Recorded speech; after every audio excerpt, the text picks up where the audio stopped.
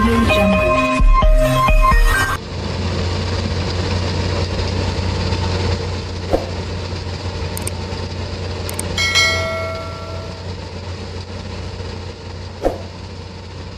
أنفق العالم مليارات الدولارات على إقامة منشآت صناعية كبرى لإنتاج أصناف من كيماويات الأسمدة والمغذيات الفلاحية، ثم يخرج مخلوق غريب من تحت طين الأرض ليقدم خدماته المجانية التي تتفوق على كل الجهود البشرية، ويثبت للعالم أنه مبعوث العناية الإلهية لتخصيب الأرض والمكلف بتحويل الأرض البوار إلى جنة خضراء خالية من سموم الكيماويات التي صنعها البشر.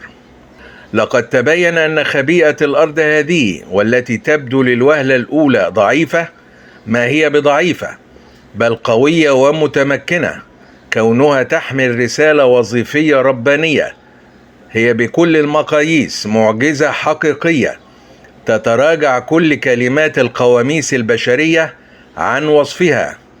وسبحان الله الذي خلق كل شيء فقدره تقديرا. ما هي حقيقة هذه الخبيئة الأرضية الغامضة؟ وهل يمكن أن تحول صحراء الجزائر إلى جنة خضراء حقا؟ تابع للنهاية لمعرفة المزيد من التفاصيل المهمة، ولا تنسوا الاشتراك في القناة ليصلكم كل جديد وحصري.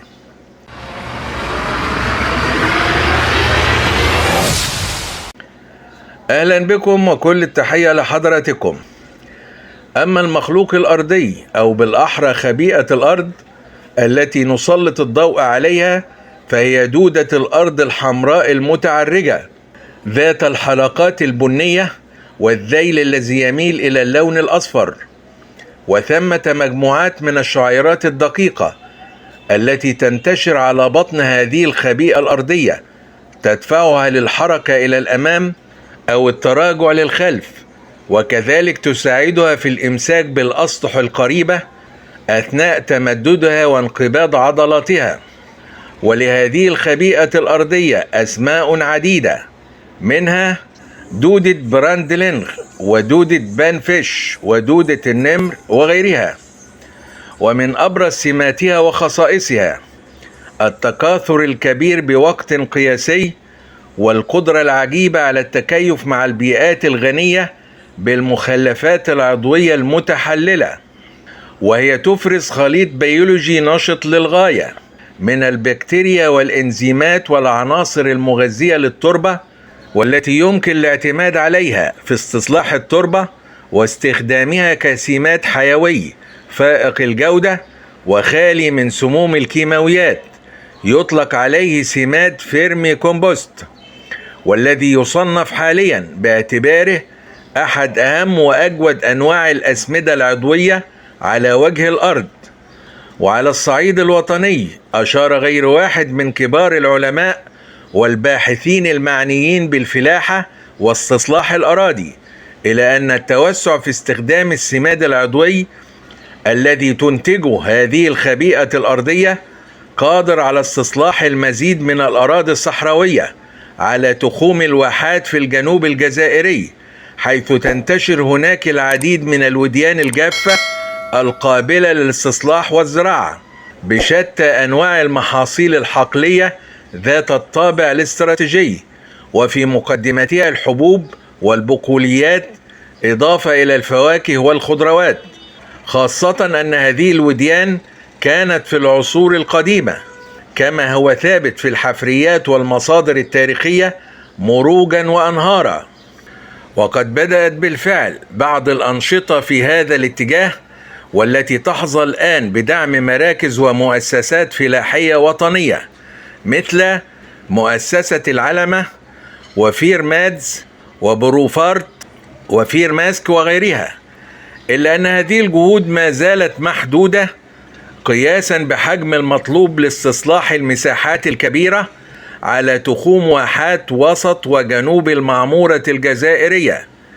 وكانت وحدة السماد الحيوي التابعة للمؤسسة الولائية بالقرمة جنوب وهران، والتي بدأ نشاطها في العام 2018 للميلاد، قد طورت منشآتها وتوسعت بإقامة مزارع تربية الدودة الأرضية، ونجحت في مضاعفة إنتاجها من فيرمي كومبوست إلى مئات الأطنان شهريا، نتيجة الإقبال الشديد عليه من قبل المزارعين ومستصلحو الأراضي في ولاية عين توموشنت وبسكرة وورقلة والأغواط وتندف ووادي سوف.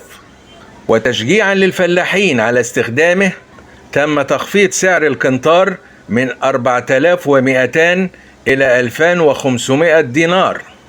وتتجه الجزائر حاليا إلى جلب تقنيات ومعدات حديثة على غرار آلات الرفع والتفريغ والتدوير والطحن والغربلة الآلية والتعبئة، وذلك وفق المخطط العام لزيادة الإنتاجية من مزارع هذه الخبيئة الأرضية في عموم الولايات الجزائرية، وبخاصة الولايات الجنوبية الصحراوية، وتشجيع الشباب على الانخراط في هذا المضمار المربح الذي لا يحتاج إلى رأس مال كبير، حيث تتغذى خبيئة الأرض على مخلفات قشور الفواكه والخضروات وأوراق النباتات الناتجة من العمليات الزراعية المختلفة كالتقليم والخف والتدرية، ومن ثم فهي صديقة للبيئة وتعمل على نظافتها من الملوثات.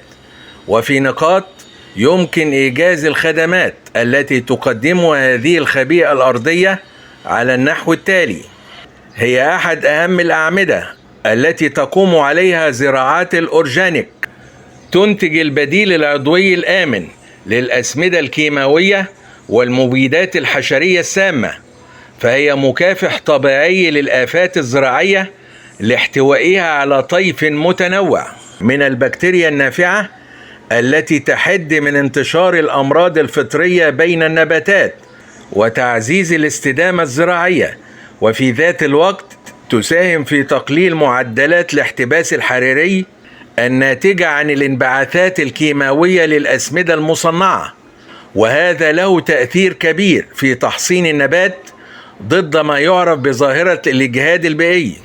توفير المغذيات الصحية سهلة الامتصاص لعموم النباتات، كونها تحتوي على مجموعة واسعة من العناصر الغذائية الضرورية لنمو النباتات، مثل النيتروجين والفوسفور والبوتاسيوم والكالسيوم. تزيد من قدرة التربة على الاحتفاظ بالمياه وتوزيعها بشكل عادل، وبالتالي عدم استنزافها. يسري ذلك على المياه السطحية والمياه الجوفية على حد سواء.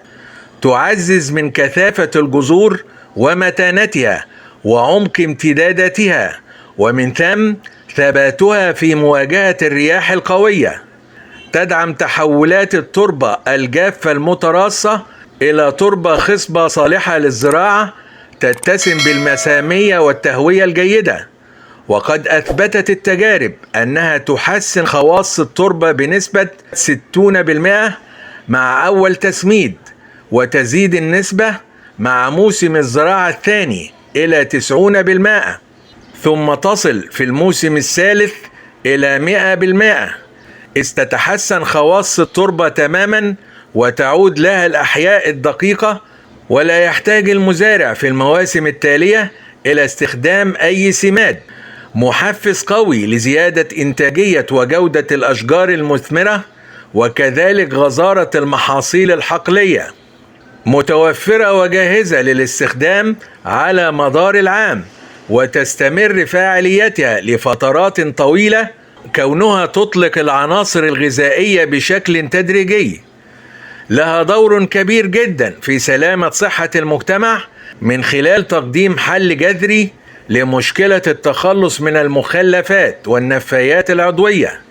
يمكن أن تضيف عملة أجنبية إلى سلة الاقتصاد الوطني من خلال التوسع في مشاريع إنتاجها وتصدير الفائض، حيث أن الأسواق العالمية متعطشة للمنتجات العضوية التي يقبل عليها المستهلكون حول العالم. وإذا كان لنا كلمة نختتم بها، فإننا نقول أن فيرمي كومبوست السماد العضوي الآمن صحيا وبيئيا والمنتج بواسطة خبيئة الأرض هو كنز فريد من كنوز الطبيعة التي أثبتت الدراسات العلمية أهميته في زيادة خصوبة التربة واستصلاح الأراضي الصحراوية، وفي ظل توجه الحكومة الجزائرية نحو تعمير صحرائها الكبرى والتوسع في الزراعات الاستراتيجية والمنتجات العضوية في إطار مخططها العام للتنمية المستدامة، يصبح فيرمي كومبوست حلا مثاليا وداعما قويا لتحويل صحراء الجزائر إلى جنة خضراء. شاركنا برأيك. نرحب بتعليقات مشاهدينا الكرام، ونأمل أن تتسم التعليقات بالآراء الجادة التي تحظى منا بكل تقدير واحترام. ولا تنسوا الدعم والاشتراك في القناة.